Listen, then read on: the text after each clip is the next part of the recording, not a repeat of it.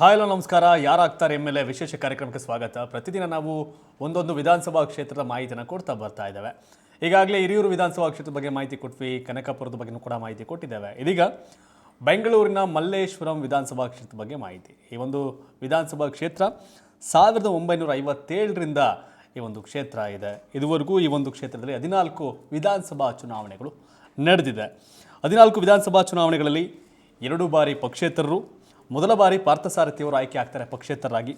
1962ರಲ್ಲಿ ದೇವಯ್ಯ ಅವರು ಮಲ್ಲೇಶ್ವರಂನ ಶಾಸಕರಾಗಿ ಪಕ್ಷೇತರಾಗಿ ಆಯ್ಕೆ ಆಗ್ತಾರೆ. 1967 ಮತ್ತು 1972ರಲ್ಲಿ MS ಕೃಷ್ಣನ್ ಅವರು ಆಯ್ಕೆ ಆಗ್ತಾರೆ. ಕಮ್ಯುನಿಸ್ಟ್ ಪಾರ್ಟಿಯ ಯಾವ ಶಾಸಕರು ಕೂಡ ಈಗ ನಮ್ಮ ಕರ್ನಾಟಕದಲ್ಲಿ ಇಲ್ಲ. ಕಮ್ಯುನಿಸ್ಟ್ ಪಕ್ಷ ಕೇವಲ ಕೇರಳದಲ್ಲಿ ಮಾತ್ರ ಅಧಿಕಾರದಲ್ಲಿದೆ. ದೀರ್ಘಕಾಲ ಆಡಳಿತ ಮಾಡಿದಂಥ ಪಶ್ಚಿಮ ಬಂಗಾಳದಲ್ಲಿ ಈಗ ಪಕ್ಷ ನೆಲೆ ಕಚ್ಚಿದೆ.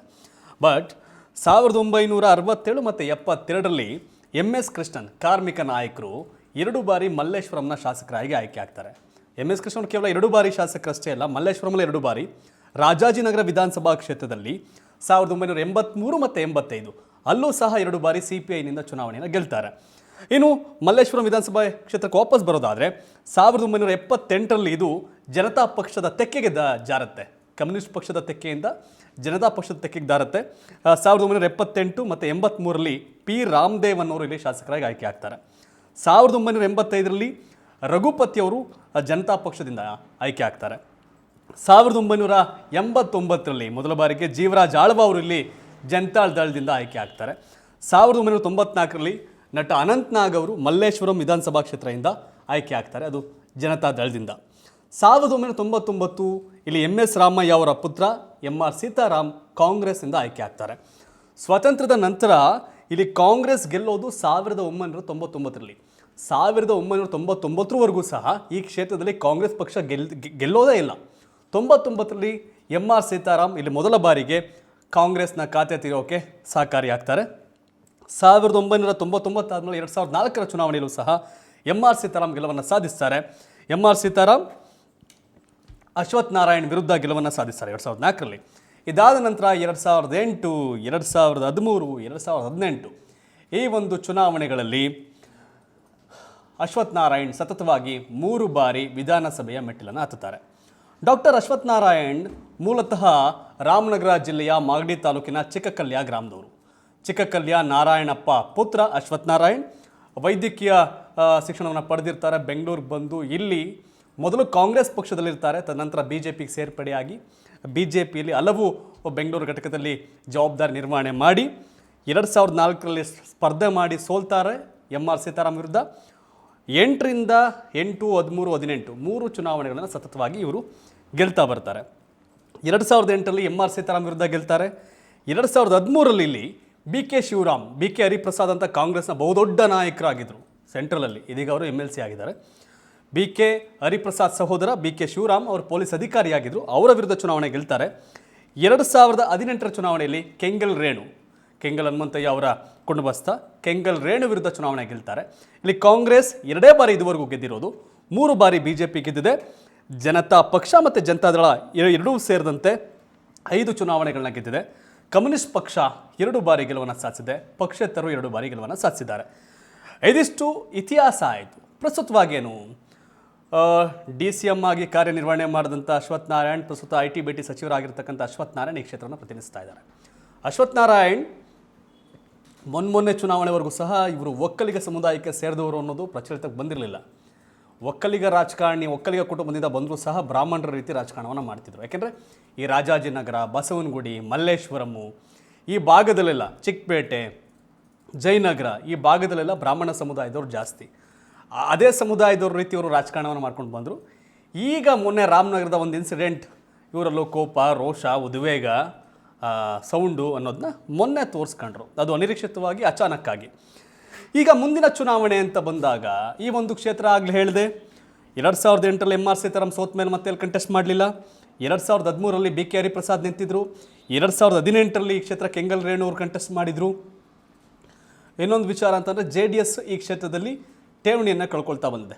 ಈ ಹಿಂದೆ ಜನತಾದಳ 2 ಸಾರಿ ಗೆದ್ದಿತ್ತು, ಜನತಾ ಪಕ್ಷ 3 ಸಾರಿ ಗೆದ್ದಿದ್ರು ಸಹ. ಅನಂತ್ನಾಗ್ ಅವರ ನಂತರ ಈ ಕ್ಷೇತ್ರ JDSಗೆ ಒಲ್ದಿಲ್ಲ.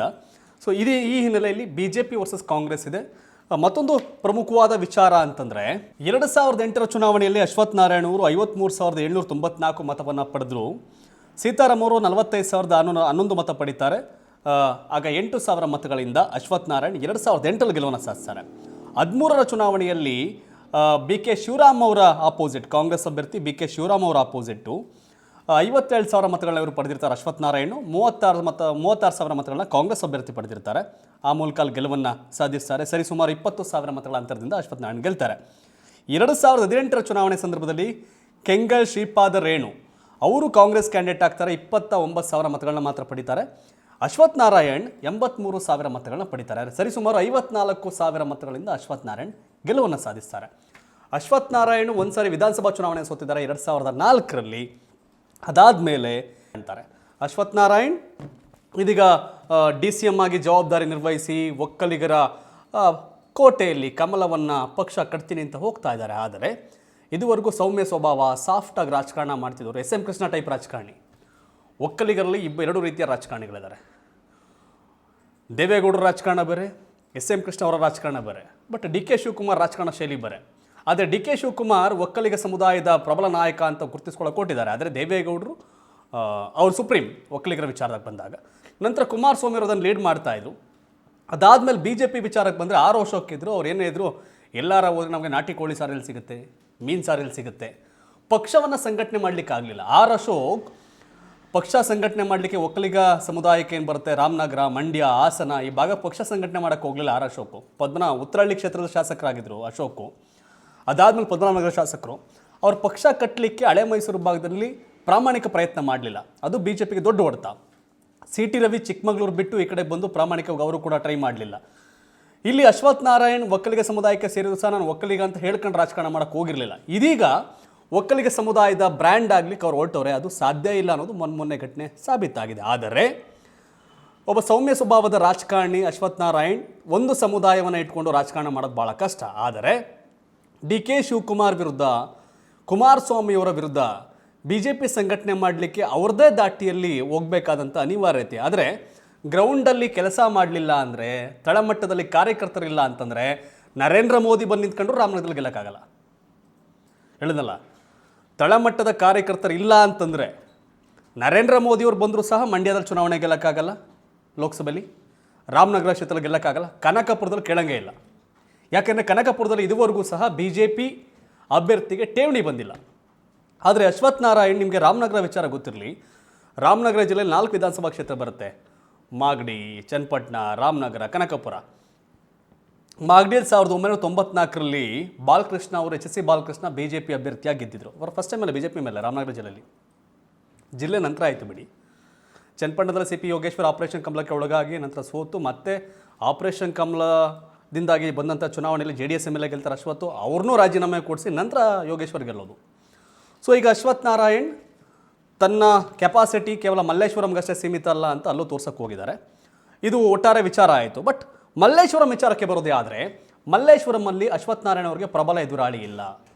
ಯಾಕೆಂದರೆ MR ಸೀತಾರಾಮ್, MS ರಾಮಯ್ಯ ಅವರ ಪುತ್ರ MR ಸೀತಾರಾಮ್ ಮತ್ತೆ ಕಂಟೆಸ್ಟ್ ಮಾಡುವಂಥ ಒಲವು ತೋರ್ತಿಲ್ಲ. ಆದರೆ ಯೂತ್ ಕಾಂಗ್ರೆಸ್ ಸದ್ಯದ ಪ್ರೆಸಿಡೆಂಟ್ ರಕ್ಷಾ ರಾಮಯ್ಯ, ಸೀತಾರಾಮ್ ಅವ್ರ ಮಗ ರಕ್ಷಾ ರಾಮಯ್ಯ ತುಂಬ ಚಾಲಾಕಿ ಇದ್ದಾರೆ, ಆ್ಯಕ್ಟಿವ್ ಇದ್ದಾರೆ.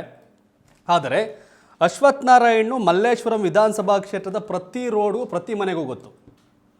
ಪ್ರತಿ ಮನೆ ಹತ್ರ ಹೋಗಿ ನಿಂತ್ಕೋತಾರೆ. ಅಣ್ಣ ಹೇಗಿದ್ದೀರಿ, ಅಕ್ಕ ಹೇಗಿದ್ದೀರಿ, ಸಾರೆ ಹೇಗಿದ್ದೀರಿ, ಅಮ್ಮ ಹೇಗಿದ್ದೀರಿ ಅಂತ ರಾಜಕಾರಣ ಮಾಡ್ತಾ ಇದ್ದಾರೆ. ಅಶ್ವಥ್ ನಾರಾಯಣ್ಗೂ ಫಿನಾನ್ಷಿಯಲ್ ಸ್ಟ್ರಾಂಗ್ ಇದ್ದಾರೆ, ಜನಗಳ ಜೊತೆ ಚೆನ್ನಾಗಿದ್ದಾರೆ. ಇವೆಲ್ಲವನ್ನು ನೋಡಿದಾಗ ಅಶ್ವಥ್ ನಾರಾಯಣ್ ತಕ್ಷಣಕ್ಕೆ ಸ್ಟ್ರಾಂಗ್. ಬಟ್ ಕ್ಯಾಂಡಿಡೇಟ್ ಯಾರು ಅಂದಾಗ ನಾನು ಆಗಲೇ ಹೇಳಿದೆ, ಕಾಂಗ್ರೆಸ್ಸಿಂದ ಅಲ್ಲಿ ರಕ್ಷಾ ರಾಮಯ್ಯಗೆ ಟಿಕೆಟನ್ನು ಕೊಡುವಂಥ ಸಾಧ್ಯತೆ ಇದೆ. ಇಲ್ಲಾಂದರೆ MR ಸೀತಾರಾಮ್ ಚುನಾವಣೆಗೆ ಕಂಟೆಸ್ಟ್ ಮಾಡ್ಬೋದು. JDS ಈ ಕ್ಷೇತ್ರದಲ್ಲಿ ಪ್ರಬಲವಾಗಿತ್ತು, ಸದ್ಯಕ್ಕಿಲ್ಲ. ಹಾಗಾಗಿ ಮತ್ತು ಈ ಒಂದು ಕ್ಷೇತ್ರದಲ್ಲಿ ಆಮ್ ಆದ್ಮಿ ಪಕ್ಷ ಲೋಕಸತ್ತಾ ಪಕ್ಷ ಅಂತಿತ್ತು. ಸೊ ಅದು ಕೂಡ ಒಂದಷ್ಟು ಸೌಂಡ್ ಮಾಡಿತ್ತು. ಈಗ ಇಲ್ಲಿ Congress, BJP first, second Congress, 3ನೇ ಸ್ಥಾನದಲ್ಲಿ JDSಗಿಂತ ಆಮ್ ಆದ್ಮಿ ಪಕ್ಷ ಇಲ್ಲಿ ಮತಗಳನ್ನ ಪಡೆಯುವಂಥ ಸಾಧ್ಯತೆ ಇದೆ. ಯಾಕೆಂದರೆ ಆಮ್ ಆದ್ಮಿ ದೆಹಲಿಯಲ್ಲಿ ಮೋಡಿ ಮಾಡಿದೆ, ಒಂದು ಸಾರಿ ಮೈತ್ರಿ, 2 ಸಾರಿ ಫುಲ್ ಟರ್ಮ್ ಸರ್ಕಾರ ನಡೆಸ್ತಾ ಇದೆ, ಪಂಜಾಬಲ್ಲಿ ಅಧಿಕಾರಕ್ಕೆ ಬರುತ್ತೆ ಅಂತ, ಅಧಿಕಾರಕ್ಕೆ ಬರುತ್ತೆ ಅಂತ ಹೇಳ್ತಾ ಇದ್ದಾರೆ. ಇಂಥ ಸನ್ನಿವೇಶದಲ್ಲಿ ಹಿಂಗೆ ಕಾಂಗ್ರೆಸ್ ಹಿಂಗೆ ಕ್ಷೇತ್ರವನ್ನು ನೆಗ್ಲೆಕ್ಟ್ ಮಾಡಿದ್ರೆ ಆ ಕ್ಷೇತ್ರದಲ್ಲಿ ಆಪ್ 2ನೇ ಸ್ಥಾನಕ್ಕೆ ಬರ್ಬೋದು. ಜನ ತಲೆಕೆಟ್ರೆ ಏನು ಬೇಕಾದ್ರೂ ಆಗ್ಬೋದು. ಇಲ್ಲಿ ಆದರೆ ಅಶ್ವಥ್ ನಾರಾಯಣ್ ಗಂಡಸ್ರು ಯಾರಪ್ಪ ಇದ್ದೀರಿ ಅಂತ ರಾಮನಗರದಲ್ಲಿ ಹೇಳಿದ ಕಾರಣ ಡಿ ಕೆ ಸಹೋದರರು ಅಶ್ವಥ್ ನಾರಾಯಣ್ ಅವ್ರನ್ನ ಮಲ್ಲೇಶ್ವರಂನಲ್ಲೇ ಅಣಿಬೇಕು ಅಂತ ತೀರ್ಮಾನ ಮಾಡ್ದಂಗೆ ಕಾಣ್ತಿದೆ. ಹಾಗಾಗಿ ಕಾಂಗ್ರೆಸ್ಸಿಂದ ಪ್ರಬಲ ಕ್ಯಾಂಡಿಡೇಟ್ ಮಲ್ಲೇಶ್ವರಂನಲ್ಲಿ ಕಣಕ್ಕಿಳಿಯುವಂಥ ಸಾಧ್ಯತೆ ಇದೆ. ಮತ್ತೊಂದು ವಿಚಾರ ಅಂತಂದರೆ, ನಾನಾಗಲೇ ಹೇಳಿದೆ, ಬರೀ ಪಾರ್ಟ್ ಟೈಮ್ ರಾಜಕಾರಣಿ ಇಲ್ಲ ಅಶ್ವಥ್ ನಾರಾಯಣ್, ಫುಲ್ ಟೈಮ್ ರಾಜಕಾರಣಿ. ಸೊ ಹಾಗಾಗಿ ಅಶ್ವಥ್ ನಾರಾಯಣ್ ಅವ್ರನ್ನ ಮಲ್ಲೇಶ್ವರಂನಲ್ಲಿ ಸೋಲಿಸ್ಬೇಕು ಅಂದರೆ, ಮಕಾಡೆ ಮಲಗಿಸ್ಬೇಕು ಅಂತಂದರೆ ಅಶ್ವಥ್ ನಾರಾಯಣ್ಗಿಂತ ಎಲ್ಲ ವಿಚಾರದಲ್ಲೂ ಸ್ಟ್ರಾಂಗ್ ಆಗಿರುವಂಥ ಕೆಪಾಸಿಟಿ ಇರ್ತಕ್ಕಂಥ ಕ್ಯಾಂಡಿಡೇಟ್ ಹಾಕಬೇಕು. ಆ ಕ್ಯಾಂಡಿಡೇಟ್ ಸದ್ಯಕ್ಕೆ ಯಾರು ಅನ್ನೋದು ಪ್ರಶ್ನಾರ್ಥಕ. ನಿಮ್ಮ ಪ್ರಕಾರ ಡಾಕ್ಟರ್ ಅಶ್ವಥ್ ನಾರಾಯಣ್ ವಿರುದ್ಧ ಮಲ್ಲೇಶ್ವರಂನಲ್ಲಿ ಚುನಾವಣೆಗೆ ಯಾರು ನಿಂತರೆ ಅವ್ರನ್ನ ಸೋಲಿಸ್ಬೋದು, ಯಾರು ಕ್ಯಾಂಡಿಡೇಟ್ ಆದರೆ ಅವ್ರು ಫೈಟ್ ಕೊಡ್ಬೋದು? ನಿಮ್ಮ ಅಭಿಪ್ರಾಯವನ್ನು ಕಾಮೆಂಟ್ ಮಾಡಿ. ಅದು ರಕ್ಷಾರಾಮಯ್ಯನ ಇಲ್ಲ ಎಮ್ ಆರ್ ಸೀತಾರಾಮ್ ಅವರ, ಹೀಗೆ ನಿಮ್ಮ ಅಭಿಪ್ರಾಯ ಏನು ಅಂತ ಕಾಮೆಂಟ್ ಮಾಡಿ ತಿಳಿಸಿ. ಅಥವಾ ಸಿದ್ದರಾಮಯ್ಯನವ್ರಿಗೆ ಹೆಂಗಿದ್ರು ಬಾದಾಮಿಯಲ್ಲಿ ಖಾಲಿ ಮಾಡಿ ಅಂತವ್ರೆ, ಅವರೇನಾರು ಬಂದು ಮಲ್ಲೇಶ್ವರಂ ನಿಲ್ಬಹುದಾ? ಮಲ್ಲೇಶ್ವರಂಲೇ ಬಿ ಜೆ ಪಿ ಕಚೇರಿ ಇರೋದು. ಬಿ ಜೆ ಪಿ ಕಚೇರಿ ಇರ್ತಕ್ಕಂಥ ಜಗನ್ನಾಥ ಭವನ ಇರ್ತಕ್ಕಂಥ ಕ್ಷೇತ್ರ ಮಲ್ಲೇಶ್ವರಂ. ಆ ಕ್ಷೇತ್ರವನ್ನು ಕಾಂಗ್ರೆಸ್ ಕೈವಶ ಮಾಡಿಕೊಳ್ಳುವ ಮೂಲಕ ರಾಜ್ಯದಲ್ಲಿ ಅಧಿಕಾರ ಸ್ಥಾಪನೆ ಮಾಡುತ್ತಾ? ನಿಮ್ಮ ಅಭಿಪ್ರಾಯವನ್ನು ಕಾಮೆಂಟ್ ಮಾಡಿ. ಒನ್ಸ್ ಅಗೇನ್, ಅಶ್ವಥ್ ನಾರಾಯಣ ಸೋಲಿಸಬೇಕು ಅಂದರೆ ಯಾರು ಕ್ಯಾಂಡಿಡೇಟ್ ಆಗಬೇಕು? ನಿಮ್ಮ ಅಭಿಪ್ರಾಯವನ್ನು ಕಾಮೆಂಟ್ ಮಾಡಿ ತಿಳಿಸಿ. ಯಾರ್ಯಾರು ಈ ವಿಡಿಯೋನ ಯೂಟ್ಯೂಬಲ್ಲಿ ನೋಡ್ತಾ ಇದ್ದೀರಿ, ನಮ್ಮ ಚಾನಲನ್ನು ಸಬ್ಸ್ಕ್ರೈಬ್ ಆಗಿ. ಯಾರ್ಯಾರು ಫೇಸ್ಬುಕ್ಕಲ್ಲಿ ನೋಡ್ತಾ ಇದ್ದೀರಿ, ನಮ್ಮ ಪೇಜನ್ನು ಫಾಲೋ ಮಾಡಿ. ಹಾಗೆ ನಿಮ್ಮ ಕ್ಷೇತ್ರ ಯಾವುದು, ನಿಮ್ಮ ಕ್ಷೇತ್ರ ಯಾವುದು ಮತ್ತು ನಿಮ್ಮ ಕ್ಷೇತ್ರದಲ್ಲಿ ಮುಂದೆ ಯಾರು ಗೆಲ್ಲಬಹುದು ಅನ್ನೋ ಅಭಿಪ್ರಾಯವನ್ನು ತಿಳಿಸಿ. ನಾನೀಗ ಇಲ್ಲಿ ಕೂತು ಪ್ರತಿ ಕ್ಷೇತ್ರದ ಬಗ್ಗೆ ಮಾಹಿತಿಯನ್ನು ಕೊಡ್ತೇನೆ. 224 ಕ್ಷೇತ್ರದ ಬಗ್ಗೆನೂ ಮಾಹಿತಿ ಕೊಡ್ತೇನೆ. ನಂತರ ಆಯಾ ಕ್ಷೇತ್ರಗಳಿಗೆ ಬಂದು ಜನರ ಅಭಿಪ್ರಾಯವನ್ನು ಇಡೀ ರಾಜ್ಯಕ್ಕೆ ತಿಳಿಸುವಂಥ ಕೆಲಸ ಮಾಡ್ತಾನೆ. ಜರ್ನಲಿಸಮ್ ಅಂದರೆ ಜನರೈಸಮ್, ಜನರ ವಾದ. ಸೊ ಹಾಗಾಗಿ ನಾನು ಯಾವತ್ತೂ ಕರ್ನಾಟಕ ಟಿ ವಿ ಅಂದರೆ ಇದು ಕನ್ನಡಿಗರ ಧ್ವನಿ, ಜನರ ಧ್ವನಿಯಾಗಿ ನಿಲ್ಲಬೇಕು ಅನ್ನೋದು ನನ್ನ ಆಶಯ. ಹಾಗೆ ನಿಮ್ಮ ಪ್ರಕಾರ 2023ಕ್ಕೆ ರಾಜ್ಯದಲ್ಲಿ ಯಾವ ಪಕ್ಷ ಅಧಿಕಾರಕ್ಕೆ ಬರಬೇಕು, ಈ ಎಲ್ಲ ಪ್ರಶ್ನೆಗಳಿಗೂ ನಿಮ್ಮ ಅಭಿಪ್ರಾಯವನ್ನು ಕಾಮೆಂಟ್ ಮಾಡಿ ಅಂತ ಹೇಳ್ತಾ ನನ್ನ ಮಾತನ್ನು ಮುಗಿಸ್ತೇನೆ. ಧನ್ಯವಾದಗಳು. ಇದು ಕರ್ನಾಟಕ ಟಿ ವಿ, ಕನ್ನಡಿಗರ ಧ್ವನಿ.